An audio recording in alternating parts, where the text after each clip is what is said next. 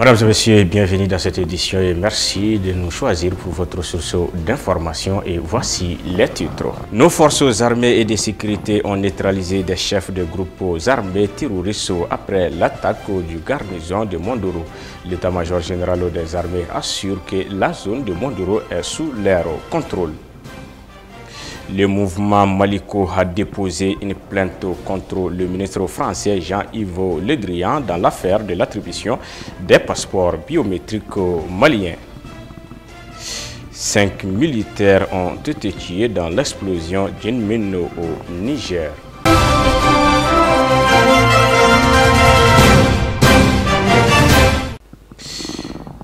Les forces armées maliennes ont détruit des bases terroristes et neutralisé des chefs de groupes armés après l'attaque du camp de Mondoro par les terroristes vendredi dernier. C'est ce qu'on peut lire dans un communiqué de l'état-major général des armées. Ce dernier assure que la zone de Mondoro est entièrement sous le contrôle de nos femmes, suivant les commentaires avec Aïssata Bachili. L'état-major général des armées porte à la connaissance de l'opinion nationale et internationale que les forces armées maliennes continuent de consolider les acquis de leur réaction vigoureuse contre la coalition des groupes armés terroristes en débandant dans la zone de Mondoro depuis le 4 mars 2022. Ainsi, les missions d'observation et de renseignement en profondeur ont permis de localiser les zones de repli de certains groupes terroristes. Par conséquent, les actions offensives aériennes à travers des frappes ciblées ont détruit des plots logistiques et des convois ennemis. En outre, des renseignements reçus sur la base des observations après recoupement ont permis de confirmer des pertes importantes infligées aux terroristes. 9 corps ennemis en état de putréfaction ont été découverts pendant le ratissage tout autour de la garnison de Mondoro. Aussi, il est à noter avec certitude que certains leaders terroristes ont été neutralisés, à savoir Ibn Ibrahim et Malam Aboubakar, tous de nationalité nigérienne, Al-Fusseini Bari, Ibn Younoussa, alias Bobala et Nouhoum Diko, tous de nationalité burkinabé. Hassani Bari du village de Djaloubé, Amadou Diko du village de Boni, Agé Issa alias Nassourou, tous de nationalité malienne. Enfin, un groupe de terroristes ayant continué le combat dans le secteur nord-est de Mondoro a pu être récupéré et a confirmé l'ampleur des dégâts subis par les groupes armés terroristes. L'état-major général des armées confirme que la situation est sous contrôle dans la zone de Mondoro. Par ailleurs, la dynamique offensive dans le cadre du plan Maliko et de l'opération Keletigi continuera et les FAMA ne ménageront aucun de leurs efforts pour rétablir la paix et la sécurité sur toute l'étendue du territoire national. Le mouvement Maliko a déposé une plainte au niveau du pôle économique et financier contre Jean-Yves Le Drian, le ministre français des Affaires étrangères, dans l'affaire de l'attribution du passeport biométrique malien. Pour le mouvement Maliko, attribuer ce marché à Jean-Yves Le Drian est tout à fait illégal. Pour plus de détails, suivant l'intervention du porte-parole du mouvement Maliko, il est au micro d'Aïssata Maïga sur les images de Moussa Diallo.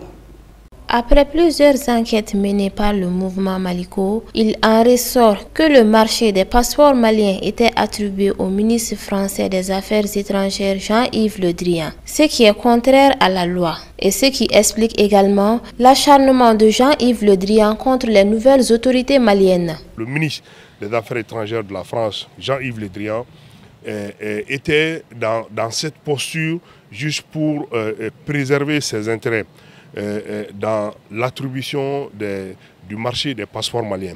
Vous savez que les passeports maliens de 2011 jusqu'à fin 2014 étaient confectionnés par une société canadienne.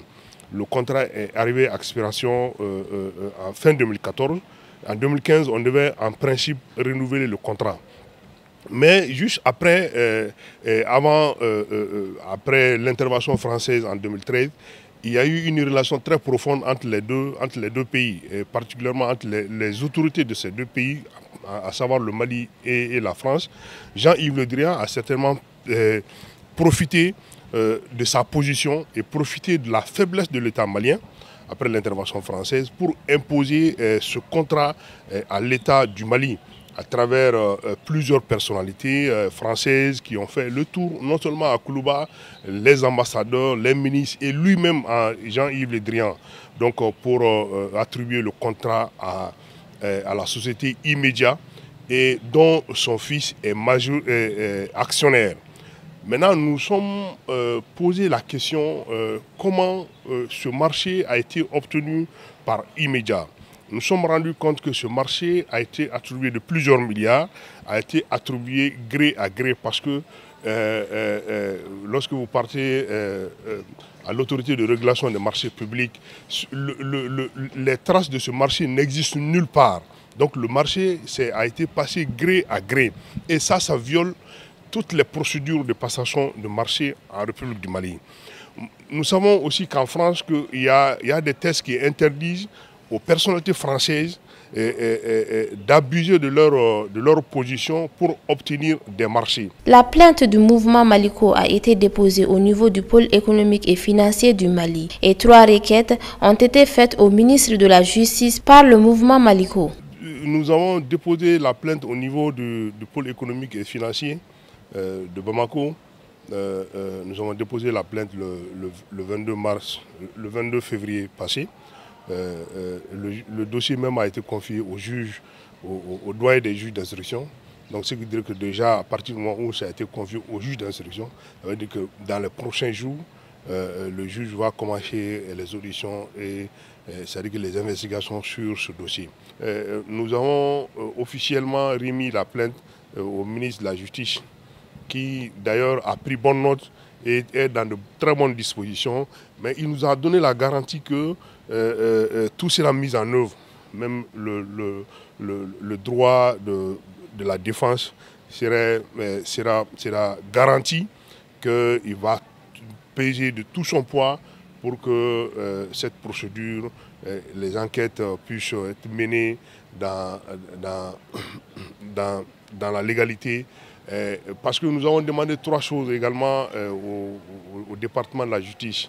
Lorsque nous avons remis la plainte, nous avons demandé au département de la justice, comme nous sommes constitués partie civile, nous avons demandé au département de la justice de se constituer partie civile, d'ouvrir une enquête sur les procédures, le processus de passation de marché et de voir les moyens, quelles sont les conditions pour suspendre en tout cas ce marché qui viole la loi. Que le droit soit dit et que le Mali soit mis dans ses droits. 149 de nos compatriotes sont rentrés au Bercail. Ils ont été accueillis à leur descente d'avion par le ministre des Maliens établi à l'extérieur et de l'intégration africaine, Ahmadou Aggo Ilien. Il avait à ses côtés le représentant de l'Organisation internationale pour les migrations et de la protection civile, Aïssata Touré.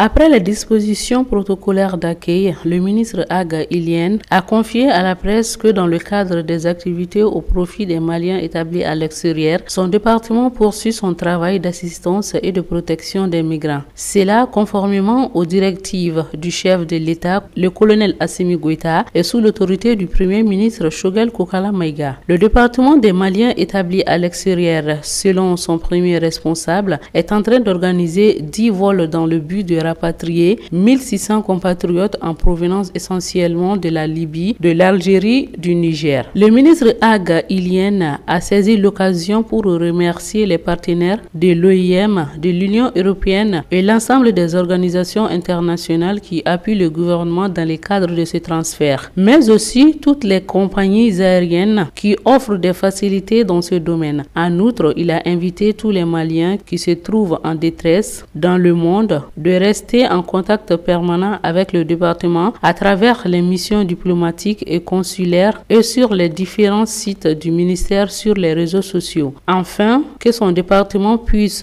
les assister, les protéger et en cas de besoin, les aider à retourner au pays dans les conditions humainement acceptables. Âgé de 28 ans, Souleymane Traoré fait partie des 149 rapatriés. Il a tenu à remercier les autorités maliennes et nigériennes ainsi que les responsables de l'OIM pour lui avoir permis de bien rentrer chez lui. Toutefois, il a dénoncé les conditions de vie pendant les 5 mois d'attente qu'il a passé au Niger depuis son refoulement d'Algérie en provenance d'Espagne.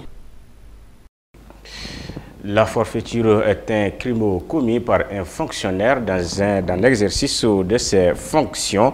Ce terme doit être connu et les citoyens doivent chercher à comprendre ce qu'il veut dire. C'est pourquoi nous avons jugé nécessaire d'approcher Moussa Drissa Guindo, magistrat en détachement, pour édifier les uns et les autres sur le sujet. Suivons-le au micro de Aïssata Touré. La forfaiture est l'infraction dont un fonctionnaire, un agent public, un magistrat ou une personne investie d'une mission de service public se rend coupable dans l'exercice de ses fonctions en commettant des crimes ou délits qui violent les devoirs essentiels de sa charge. La forfaiture, ça veut dire que c'est quand un fonctionnaire profite de sa position de fonctionnaire et poser un acte qui va contrairement à la loi, ça veut dire qu'il y a une infraction. Et en plus de ça, je vais donner l'exemple, c'est comme si un magistrat qui refuse d'appliquer la loi, c'était une injustice, on peut le mettre dans le cadre de forfaiture.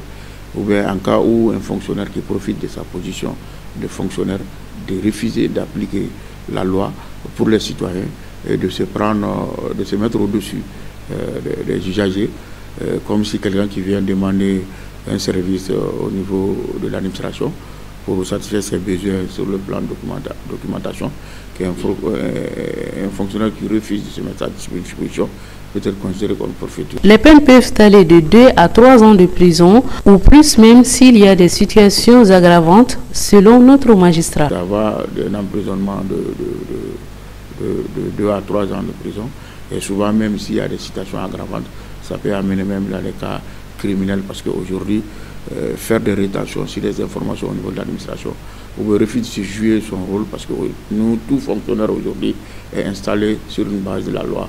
Il faut être là à 7h30 et retourner à la maison à 16h, c'est un devoir, et d'être à la disposition de la population et de leur donner des vraies informations qui vont avec le service en place.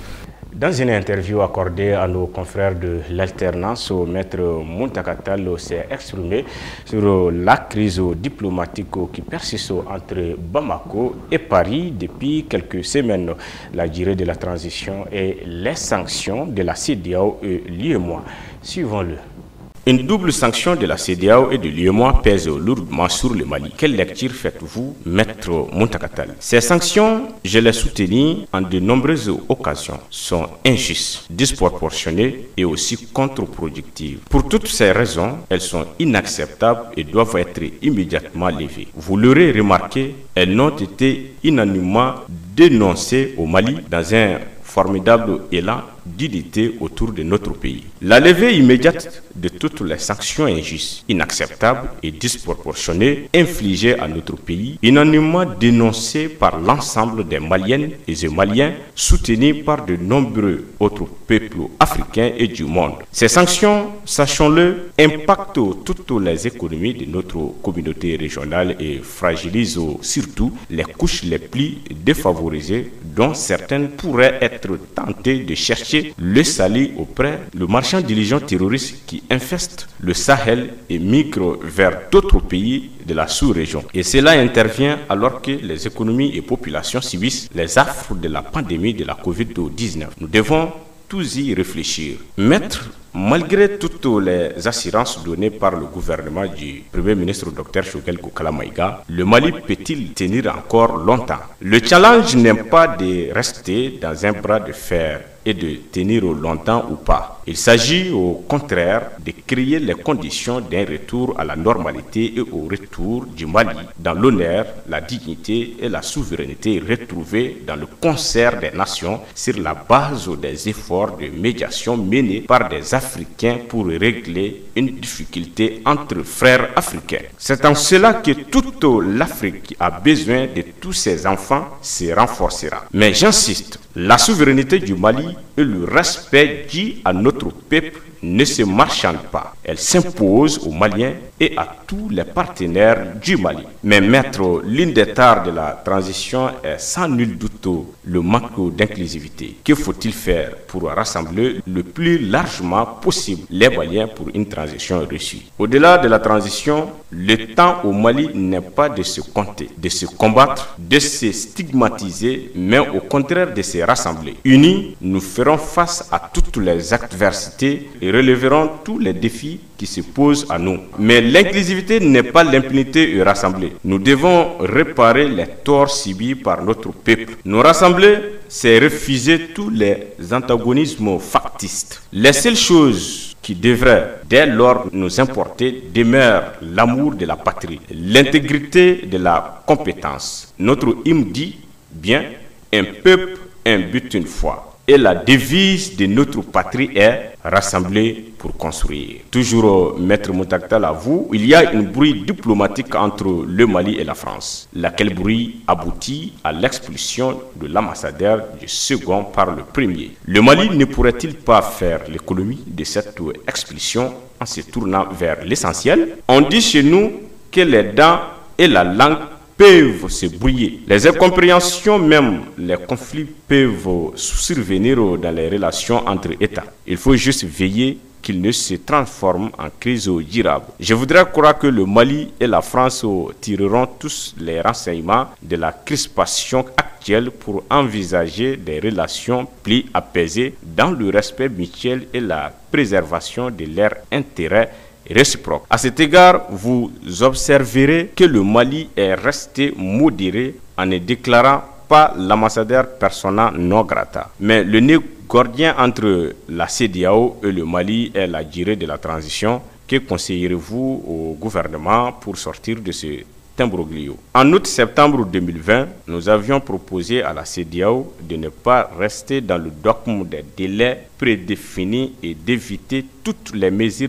prêtes à porter. Nous n'avons pas été attendus. Aujourd'hui encore, je pense qu'il faille s'asseoir autour d'une table pour lister les tâches qui ne peuvent ou ne doivent être déférées et évaluer le temps pour leur mise en œuvre. Ainsi, il y aura un délai consensuel pour une transition refondatrice qui organiserait des élections dont les résultats seront acceptés par tous.